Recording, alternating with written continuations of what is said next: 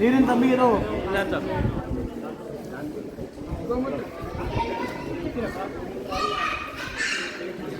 आपो हिष्टामयो भुवस्तानभूर्चेतसादन महेरणाय चक्षसे यो वश्वतमो तस्य भाजयते हनः उषतीरिव मातरः तस्मारङ्गमामभो यस्य क्षयाय जिन्वदापो जनयता जनः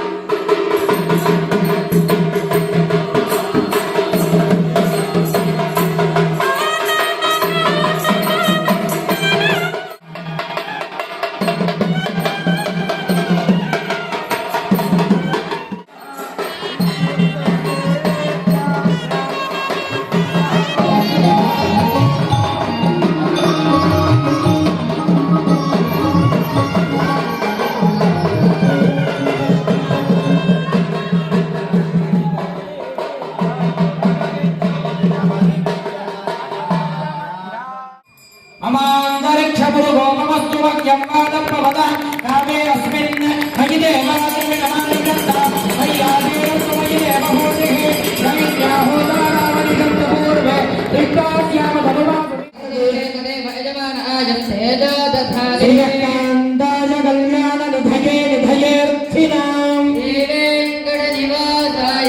శ్రీనివాసాయ మంగళం.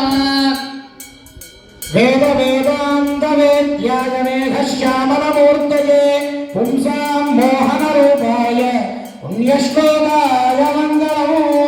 అస్తు శ్రీః మంగళాని భవంతు సంతతం శ్రీరస్తు శుభమస్తు నిత్య మంగళం. పరమాత్మని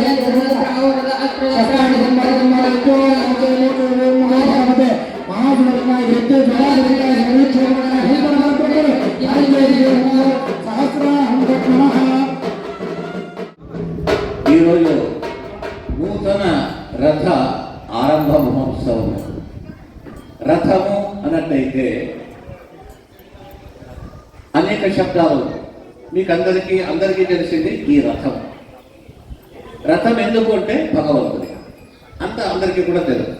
భవంగా దీన్ని మనము ఉత్సవము పూజ విహిత కర్మలు చేస్తే దానివల్ల మనకేమవుతుంది? ఈ రథం అనేది భగవంతునికి ఒక దేహం వంటిది. అందులో భగవంతు రథ మధ్య భాగంలో అంటే మధ్య భాగం అంటే హృదయము. ఆ హృదయంలో శ్రీభూ సమేత స్వామి ఇప్పుడు ఇక్కడ ఆసీనుడై ఉన్నాడు. అతనికి మనం ఎంతో వైభవంగా ఈ రథోత్సవాన్ని జరిపితే అతడు మనకు రథోత్సవం చేస్తాడు. మన రథోత్సవం ఏంటి? మనకేముందంటే దేహంతో రథం ఇది. మన దేహమే ఒక రథం. ఇది ఆధ్యాత్మిక అర్థం. ఆ దేహము రథము వలె మనం రోజు అలంకారం చేసుకుంటున్నాం, నూతన వస్త్రం వేసుకుంటున్నాం. దేని కొరకు? మన కొరకు కాదు. భగవంతుడు రథ మధ్యలో ఆ మధ్య భాగంలో ఇలా కూర్చున్నాడు. మన మధ్య భాగం అంటే హృదయం. మన హృదయంలో కూడా ఆ భగవంతుడు, ఆ పరమాత్ముడు జీవాత్మునితో పాటు పరమాత్ముడు కూడా లోపల ఆసీనుడై ఉన్నాడు. అతను కూర్చున్న రథం ఈరోజు రథాలు కూడా అలంకారం చేశారు, పూలమాల వేశారు, టెక్కాయ నాగ కట్టారు, తర్వాత మామిడి ఆకులు మామిడి బొమ్మలు కట్టారు, పసుపు కుంకుమ గంధం అగరబత్తులతో వైభవంగా చేశారు. ఈ రథానికి కూడా చేసుకునే నూతన వస్త్రములు కావచ్చు, ఆహారం కావచ్చు, భోజనం కావచ్చు, ఉపహారం కావచ్చు, స్నానము, అలంకారము దేని కొరకుంటే మన కొరకని భావిస్తే అది స్వార్థమైపోతుంది. ఈ దేహమనే రథము లోపల కూర్చున్నటువంటి ఆ భగవంతుని కొరకే ఈరోజు మనం కట్టుకున్న పట్టు వస్త్రములు కావచ్చు, ఇంకేదైనా వస్త్రములు కావచ్చు, గంధ మాల్య ధూపాలు ఏవి మనము ఈ దేహానికి మనము లేపనం చేసుకున్నా కూడా అది భగవంతుని రథానికి మనం చేస్తున్నామని భగవంతుడు సంప్రీతుడై నీ జీవన రథాన్ని నేను చూసుకుంటాను, నా బాధ్యతది. మనం 100 ఏళ్ళు సుఖంగా బతకాలన్నట్టయితే ఇలాంటి రథోత్సవములు చేయించాలా, రథములను నిర్మించాలా. అది కాకపోయినా దేవాలయంలో జరిగే రథోత్సవంలో భాగం వహించి కళ్ళారా ఆ రథోత్సవాన్ని చూసినట్టయితే మన చేతితో ఆ రథాన్ని కూడా కాస్త కొద్దిగైనా కూడా రథాన్ని లాగినట్టయితే భగవంతుడు మన జీవనం అనే మన దేహం అనే రథాన్ని అతను కూడా జాగ్రత్తగా తీసుకెళ్ళేటప్పుడు జాగ్రత్తగా రాళ్ళు అడ్డం రాకూడదు. అది ఎక్కడ రథం కొద్దిగా అడ్డం అవుతుంది. మన జీవనంలో కూడా రాళ్ల వంటి కొన్ని విషఘడియలు వస్తూ ఉంటుంది.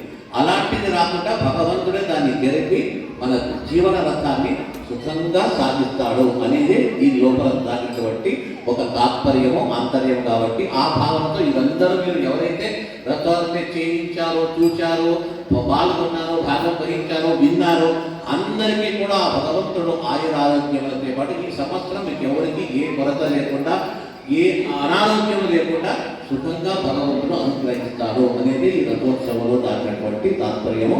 ఇలాంటి ఉత్సవాలు చాలా బాగా చేస్తారు. మన ప్రహ్లాదరావు ఆయన ధర్మాత్ముడైన ఆ ఉత్సవంలో మార్గశిర మాసంలో అద్భుతంగా ఈ బ్రహ్మోత్సవాన్ని జరిపిస్తాడు. కాబట్టి అందుకే అతను సృష్టించాడు. అతను ఆనాడు ప్రహ్లాదు నరసింహస్వామిని ఇలా చేశాడు. ఈనాడు ఈ ప్రహ్లాదరావును ఈ వెంకటేశ్వర స్వామి వరకు అతడు అంకితమై యావజ్జీవం అతడు ఉన్నంత వరకు అతడే ఏక చక్రాధిపతిగా దీన్ని ఏడుతూ ఇంకా అతని యొక్క హయాములు ఇంకా ఎక్కువ కావాలని చెప్పేసి, ఇంకా ముఖ్యంగా చెప్పండి ఈరోజు ఏ శేషదాసుల వారి యొక్క ఆరాధనను ఆ మహాత్మావులు ఈరోజు తెప్పించుకోవాలి.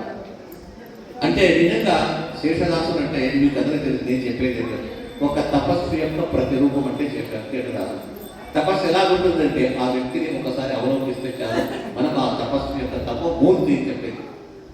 ఎక్కడో ఉండే వ్యక్తి ఎట్లున్నారో, ఏ విధంగా ఉన్నాడో, అతను జమీందారుగా, అతను ఒక పెద్ద అధికారిగా ఉండి ఒక సంఘటన, ఒక మహానుభావుడు ఎవరో రాజాశ్రీ దగ్గర పోయినప్పుడు అతడు ఏమో అన్నాడు అని చెప్పేసి వెంటనే నీ రాజ్యం వద్దు, నీ సంపద తీసుకో అని చెప్పేసి అతని ముఖానికే కొట్టి వచ్చినటువంటి ఒక గొప్ప మహాన్ వ్యక్తి శేషదాసుల వారు.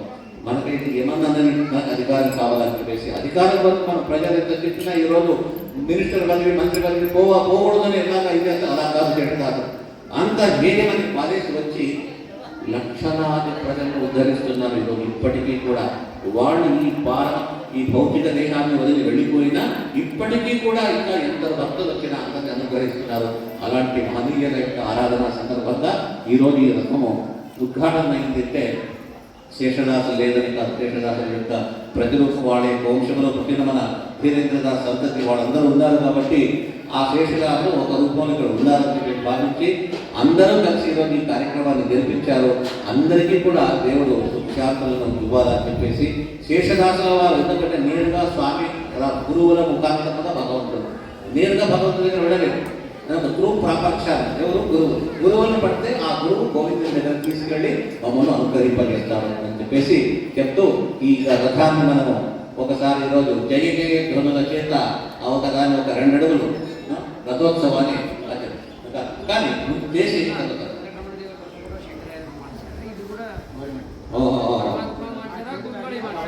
చాలా సంతోషం.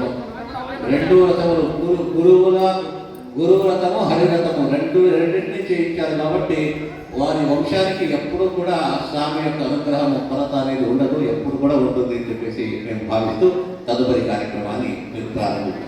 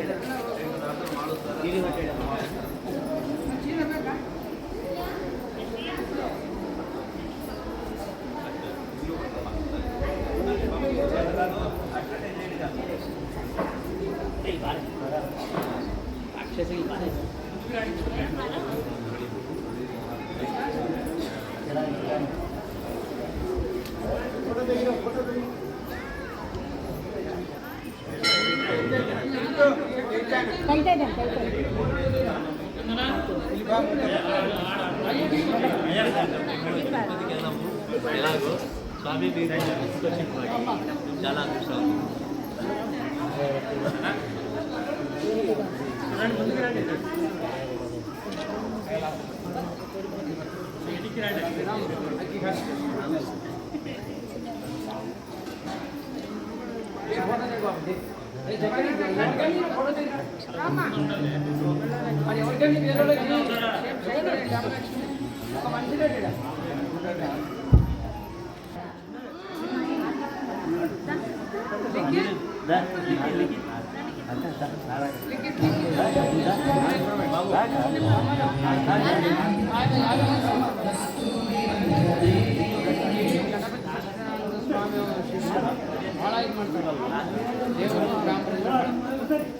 మంచి పాట